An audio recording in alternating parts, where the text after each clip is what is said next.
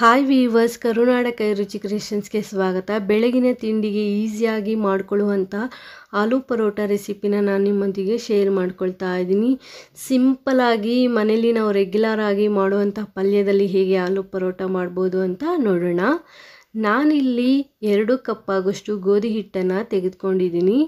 ನೀವು ಮನೇಲಿ ಎಷ್ಟು ಜನ ಇರ್ತೀರಾ ಅನ್ನೋದ್ರ ಮೇಲೆ ಗೋಧಿ ಹಿಟ್ಟನ್ನು ತೆಗೆದುಕೊಳ್ಳಿ. ರುಚಿಗೆ ತಕ್ಕಷ್ಟು ಉಪ್ಪು ಹಾಗೆ 1 ಚಮಚ ಎಣ್ಣೆಯನ್ನು ಸೇರಿಸ್ಕೊಂಡು ನಾನಿಲ್ಲಿ ಹಿಟ್ಟನ್ನು ಕಲಿಸ್ಕೊಳ್ತಾ ಇದ್ದೀನಿ. ನಾವು ನಾರ್ಮಲಾಗಿ ಚಪಾತಿ ಹಿಟ್ಟು ಹೇಗೆ ಕಲಿಸ್ತೀವಿ ಅದೇ ರೀತಿ ಕಲಿಸ್ಕೊಂಡ್ರೆ ಆಗುತ್ತೆ.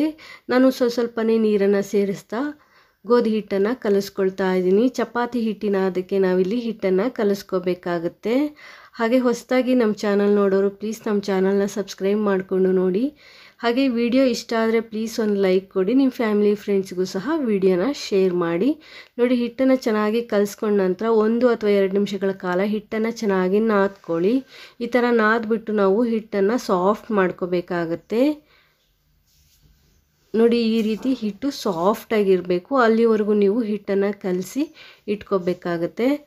ಕಲಸಿದ ನಂತರ ನಾನು ಒಂದು ಪ್ಲೇಟನ್ನು ಮುಚ್ಚಿಬಿಟ್ಟು ಒಂದು 10ರಿಂದ 15 ನಿಮಿಷಗಳ ಕಾಲ ನೆನೆಯಲಿಕ್ಕೆ ಬಿಟ್ಬಿಡ್ತೀನಿ.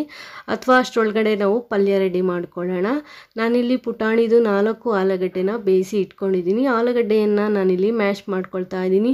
ನೀವು ಈ ರೀತಿ ಮ್ಯಾಶರಿಂದ ಮ್ಯಾಶ್ ಆದರೂ ಮಾಡ್ಕೋಬೋದು, ಅಥವಾ ಕೊಬ್ಬರಿ ತುರಿತೀವಲ್ಲ ಅದರಲ್ಲಿ ತುರಿದು ಸಹ ಇಟ್ಕೋಬೋದು. ತುರಿಯೋದ್ರಿಂದ ಒಂದು ಗಂಟುಗಳು ಬರಲ್ಲ. ಅಥವಾ ಈ ರೀತಿ ಮ್ಯಾಶರಿಂದ ನೀಟಾಗಿ ಗಂಟುಗಳು ಇಲ್ಲದೆ ಇರೋ ರೀತಿ ನೀಟಾಗಿ ಮ್ಯಾಶ್ ಮಾಡ್ಕೊಳ್ಳಿ. ಆವಾಗ ಚಪಾತಿ ಲಟ್ಸ್ಬೇಕಾದ್ರೆ ನಮಗೆ ಗಂಟುಗಳ ಥರ ಸಿಗಲ್ಲ. ನೋಡಿ, ಈ ರೀತಿ ಮ್ಯಾಶ್ ಮಾಡಿ ಇಟ್ಕೊಂಡಿದ್ದೀನಿ. ಸ್ಟವ್ ಮೇಲೆ ಒಂದು ಪ್ಯಾನ್ ಇಟ್ಕೊಂಡಿದ್ದೀನಿ. 1 ಅಥವಾ 2 ಚಮಚ ಆಗುವಷ್ಟು ಎಣ್ಣೆಯನ್ನು ಸೇರಿಸ್ಕೊಳ್ಳಿ. ಅರ್ಧ ಚಮಚ ಜೀರಿಗೆ, ಅರ್ಧ ಚಮಚ ಸಾಸಿವೆ, ಹಾಗೆ ಖಾರಕ್ಕೆ ಅನುಗುಣವಾಗಿ ಹಸಿಮೆಣಸಿನ್ಕಾಯನ್ನು ತೆಗೆದುಕೊಳ್ಳಿ. ನಾನಿಲ್ಲಿ 4 ಹಸಿಮೆಣಸಿನ್ಕಾಯಿನ ಉದ್ದಕ್ಕೆ ಸೀಳ್ಬಿಟ್ಟು ಸೇರಿಸ್ಕೊಂಡಿದ್ದೀನಿ. ಸ್ವಲ್ಪ ಕರಿಬೇವು ಹಾಗೆ ದಪ್ಪದೊಂದು ಈರುಳ್ಳಿನ ಸಣ್ಣದಾಗಿ ಹೆಚ್ಚಿ ಸೇರಿಸ್ಕೊಂಡಿದ್ದೀನಿ. ಈಗ ಈರುಳ್ಳಿ ಚೆನ್ನಾಗಿ ಫ್ರೈ ಆಗಬೇಕು, ಅಲ್ಲಿವರೆಗೂ ಫ್ರೈ ಮಾಡ್ಕೊಳ್ಳಿ.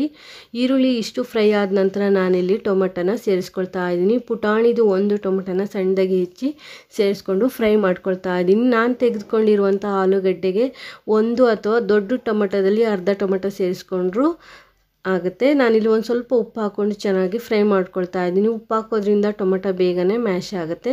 ಒಂದು ಚಿಟಿಕೆ ಅರಿಶಿಣದ ಪುಡಿ ಹಾಕಿದ ನಂತರ ಚೆನ್ನಾಗಿ ಮಿಕ್ಸ್ ಮಾಡ್ಕೊಳ್ಳಿ. ಅರಿಶಿನ ಪುಡಿ ಇಲ್ಲಿ ಆಪ್ಷನಲ್ಲು, ಬಟ್ ಅರಿಶಿನ ಪುಡಿ ಆರೋಗ್ಯಕ್ಕೆ ತುಂಬಾ ಒಳ್ಳೆಯದು. ಅದಕ್ಕೋಸ್ಕರ ನಾನಿಲ್ಲಿ ಅರಿಶಿನ ಪುಡಿಯನ್ನು ಸೇರಿಸ್ಕೊಂಡಿದ್ದೀನಿ. ನಂತರ ಮತ್ತೊಂದು ಸ್ವಲ್ಪ ಉಪ್ಪನ್ನು ಹಾಕ್ಬಿಟ್ಟು ನಾನಿಲ್ಲಿ ಚೆನ್ನಾಗಿ ಮಿಕ್ಸ್ ಮಾಡ್ಕೊಂಡಿದ್ದೀನಿ. ಗೊಜ್ಜಿಗೆ ಎಷ್ಟು ಬೇಕು ಅಷ್ಟು ಉಪ್ಪನ್ನು ಸೇರಿಸ್ಕೊಂಡು ಚೆನ್ನಾಗಿ ಮಿಕ್ಸ್ ಮಾಡ್ಕೊಳ್ಳಿ. ನಂತರ ನಾನಿಲ್ಲಿ ಆಲೂಗಡ್ಡೆಯನ್ನು ಸೇರಿಸ್ಕೊಳ್ತಾ ಇದ್ದೀನಿ. ಆಲೂಗಡ್ಡೆ ನಾವೇನು ಮ್ಯಾಶ್ ಮಾಡಿ ಇಟ್ಕೊಂಡಿದ್ದೀವಿ ಆಲೂಗಡ್ಡೆಯನ್ನು ಸೇರಿಸ್ಬಿಟ್ಟು ಚೆನ್ನಾಗಿ ಮಿಕ್ಸ್ ಮಾಡ್ಕೊಳ್ಳಿ. ಲಾಸ್ಟಲ್ಲಿ ನೀವು ಬೇಕು ಅಂದರೆ ಸ್ವಲ್ಪ ಕೊತ್ತಂಬರಿ ಸೊಪ್ಪು ಹಾಗೆ ಕಾಯಿ ತುರಿಯನ್ನು ಸಹ ಸೇರಿಸ್ಬೋದು. ನಾನು ಕೊತ್ತಂಬರಿ ಸೊಪ್ಪು ಖಾಲಿಯಾಗಿದೆ ಅಂತ ಕೊತ್ತಂಬರಿ ಸೊಪ್ಪನ್ನು ಸೇರಿಸಿಲ್ಲ. ಈಗ ಚೆನ್ನಾಗಿ ಮಿಕ್ಸ್ ಮಾಡ್ಕೊಳ್ಳಿ. ನಾವು ಪಲ್ಯದ ರೀತಿಯಲ್ಲೂ ಸಹ ಈ ಆಲೂಗಡ್ಡೆ ಸ್ಟಫಿಂಗ್ನ ಯೂಸ್ ಮಾಡ್ಬೋದು. ಹಾಗೆ ಚಪಾತಿ ಒಳಗಡೆ ನಾವು ಸ್ಟಫಿಂಗ್ ರೀತಿಯಲ್ಲೂ ಸಹ ಯೂಸ್ ಮಾಡ್ಕೋಬೋದು. ನಾನೀಗ ಕಲಸಿರುವಂಥ ಹಿಟ್ಟನ್ನು ಒಂದ್ಸಲ ಮಿಕ್ಸ್ ಮಾಡಿಕೊಂಡು ನಂತರ ನಾನು ಉಂಡೆಗಳಾಗಿ ಮಾಡಿ ಇಟ್ಕೊಳ್ತಾ ಇದ್ದೀನಿ. ಟೋಟಲಾಗಿ ಇಲ್ಲಿ 6 ಉಂಡೆಗಳನ್ನ ಮಾಡ್ಕೊಂಡಿದ್ದೀನಿ. ಒಂದು ಸಣ್ಣ ಚಪಾತಿಯನ್ನು ಮಾಡಿ ಇಟ್ಕೊಂಡಿದ್ದೀನಿ. ನಾನೊಂದು ಪುಟಾಣಿ ಚಪಾತಿಯನ್ನು ಮಾಡಿಟ್ಕೊಂಡಿದ್ದೀನಿ ಪ್ರಾಣಿಗಳಿಗೆ ಕೊಡಲಿಕ್ಕೆ ಅಂತ ಹೇಳಿ. ಸೊ ಮೊದಲನೇದು ಮಾತ್ರ ನಾನು ನಾಯಿ ಮರಿಗೆ ಹಾಕಲಿಕ್ಕೆ ಪುಟಾಣಿ ಚಪಾತಿ ಮಾಡಿದ್ದೀನಿ. ಉಳಿದಿರುವಂಥದ್ದು ನಮಗೆ. ಸೊ ನಾನಿಲ್ಲಿ ಟೋಟಲಾಗಿ 6 ಚಪಾತಿಯನ್ನು ಮಾಡ್ತಾಯಿದ್ದೀನಿ. ಅದರಲ್ಲಿ ನಾನು 3 ಸ್ಟಫಿಂಗ್ ಮಾಡ್ತಾಯಿದ್ದೀನಿ, 3 ನಾರ್ಮಲಾಗಿ ಲಟ್ಟಿಸ್ಕೊಳ್ತಾ ಇದ್ದೀನಿ. ಸೊ ಸ್ಟಫಿಂಗ್ ಇವಾಗ ಹೇಗೆ ಮಾಡ್ಕೊಳ್ಳೋದು ಅಂತ ನೋಡೋಣ. ಮೊದಲಿಗೆ ನಾವು ನಾರ್ಮಲಾಗಿ ಚಪಾತಿ ಲಟ್ಟಿಸ್ತೀವಲ್ಲ ಆ ರೀತಿ ಚಪಾತಿಯನ್ನು ಲಟ್ಟಿಸ್ಬಿಟ್ಟು ನಂತರ ನಾವು ಏನು ಆಲೂಗಡ್ಡೆ ಪಲ್ಯ ಮಾಡಿ ಇಟ್ಕೊಂಡಿದ್ವಿ ಆ ಪಲ್ಯನ ಸ್ಟಫಿಂಗ್ ರೀತಿಯಲ್ಲಿ ನಾವಿಲ್ಲಿ ಸೇರಿಸ್ಕೋಬೇಕಾಗತ್ತೆ. ಮಕ್ಕಳಿಗೆ ಈ ರೀತಿ ಮಾಡಿಕೊಡಿ. ನೀವು ಬೇಕಾದ್ರೆ ನಾರ್ಮಲಾಗಿ ಚಪಾತಿ ಮಾಡ್ಕೊಳ್ತೀನಿ, ಮಕ್ಕಳಿಗೆ ಈ ರೀತಿ ಮಾಡಿಕೊಟ್ರೆ ಇಷ್ಟಪಟ್ಟು ತಿಂತಾರೆ ಅಂತಲೇ ಹೇಳ್ಬೋದು. ನೋಡಿ, ಈ ರೀತಿ ಆಲೂಗಡ್ಡೆ ಪಲ್ಯನ ಸ್ಪ್ರೆಡ್ ಮಾಡಿ ನಂತರ 4 ಭಾಗನೂ ಈ ರೀತಿ ಕವರ್ ಮಾಡಿ ನೀವು ಮತ್ತೆ ಸ್ವಲ್ಪ ಹಿಟ್ಟನ್ನು ಸೇರಿಸ್ಕೊಂಡು ಲಟ್ಟಿಸ್ಕೋಬೇಕಾಗತ್ತೆ. ನಿಧಾನಕ್ಕೆ ಲಟ್ಟಿಸ್ಕೊಳ್ಳಿ, ಗಟ್ಟಿಯಾಗಿ ಪ್ರೆಸ್ ಮಾಡಿ ಲಟ್ಟಿಸ್ಬೇಡಿ. ಸ್ಮೂತಾಗಿ ನೀವಿಲ್ಲಿ ಲಟ್ಟಿಸ್ಕೋಬೇಕಾಗತ್ತೆ. ಎಷ್ಟು ಅಗಲ ಬೇಕು ಅಂತ ನೋಡಿಕೊಂಡು ನೀವು ಸಾಫ್ಟಾಗಿ ಲಟ್ಟಿಸ್ಕೊಳ್ಳಿ. ನೋಡಿ, ಈ ರೀತಿ ನೀವು ಲಟ್ಟಿಸ್ಕೋಬೇಕಾಗತ್ತೆ. ನಿಮಗೆ ಇದೇ ಡಿಸೈನ್ ಬೇಕು ಅಂತ ಏನಿಲ್ಲ. ನೀವು ಇನ್ನೊಂದು ಚಪಾತಿ ಮೇಲೆ ಇನ್ನೊಂದು ಚಪಾತಿಯನ್ನು ಇಟ್ಬಿಟ್ಟು ರೌಂಡ್ ಶೇಪ್ ಆದರೂ ಮಾಡಿ ನೀವು ಮಕ್ಕಳಿಗೆ ಕೊಡ್ಬೋದು, ಅಥವಾ ಟ್ರಯಾಂಗಲ್ ಶೇಪಲ್ಲಿ ಸಹ ಮಾಡಿಕೊಡ್ಬೋದು, ಅಥವಾ ಸ್ಕ್ವೇರಲ್ಲಾದರೂ ಮಾಡಿಕೊಡ್ಬಹುದು. ನಾನು ಆಲ್ರೆಡಿ ತವನ ಕಾಯಲಿಕ್ಕೆ ಇಟ್ಟಿದ್ದೆ. ಕಾದಿರುವ ತವ ಮೇಲೆ ನಾನಿಲ್ಲಿ ಚಪಾತಿನ ಸೇರಿಸ್ಬಿಟ್ಟು ಬೇಯಿಸ್ಕೊಳ್ತಾ ಇದ್ದೀನಿ. ಮೀಡಿಯಮ್ ಊರಿನಲ್ಲಿ ಇಟ್ಕೊಂಡು ಚಪಾತಿ ಒಳ್ಳೆ ಬಣ್ಣ ಬರುತ್ತೆ ಅಲ್ಲಿವರೆಗೂ ಚೆನ್ನಾಗಿ ಬೇಯಿಸ್ಕೊಳ್ಳಿ.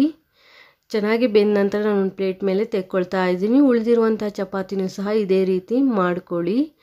ಸೊ ನೀವು ಈ ರೀತಿ ಆದರೂ ಮಾಡ್ಬೋದು, ಅಥವಾ ನಾವು ಹೋಳಿಗೆಗೆ ಹೂರಣ ಫಿಲ್ ಮಾಡ್ತೀವಲ್ಲ ಆ ರೀತಿ ಫಿಲ್ ಮಾಡಿನೂ ಸಹ ಚಪಾತಿನ ಮಾಡ್ಕೋಬಹುದು. ನಾನು ಒಂದು ಚಪಾತಿ ಲೇಯರನ್ನು ಓಪನ್ ಮಾಡಿ ತೋರಿಸ್ತಾ ಇದ್ದೀನಿ. ತೆಳುವಾಗಿ ಎಷ್ಟು ಚೆನ್ನಾಗಿ ಬಂದಿದೆ, ಒಳಗಡೆನೂ ಸ್ಟಫಿಂಗ್ ಎಷ್ಟು ನೀಟಾಗಿ ಫಿಲ್ ಆಗಿದೆ ಅಂತ ನೀವು ನೋಡ್ತಾ ಇರ್ಬೋದು. ತುಂಬ ಚೆನ್ನಾಗಿರುತ್ತೆ. ನಾವು ನಾರ್ಮಲ್ಲಾಗಿ ಪಲ್ಯ ಏನು ಮಾಡ್ತೀವಿ, ಆಲೂಗಡ್ಡೆ ಪಲ್ಯ, ಅದನ್ನೇ ಮಾಡಿಕೊಂಡು ನಾವು ಈ ರೀತಿ ಆಲೂ ಪರೋಟನ ಮಾಡ್ಕೋಬಹುದು. ವಿಡಿಯೋ ಇಷ್ಟ ಆದರೆ ಪ್ಲೀಸ್ ಒಂದು ಲೈಕ್ ಕೊಡಿ. ಹೊಸದಾಗಿ ಚಾನಲ್ ನೋಡೋ ಸಬ್ಸ್ಕ್ರೈಬ್ ಮಾಡಿಕೊಂಡು ನೋಡಿ. Thanks for watching this video. Take care. Have A nice day.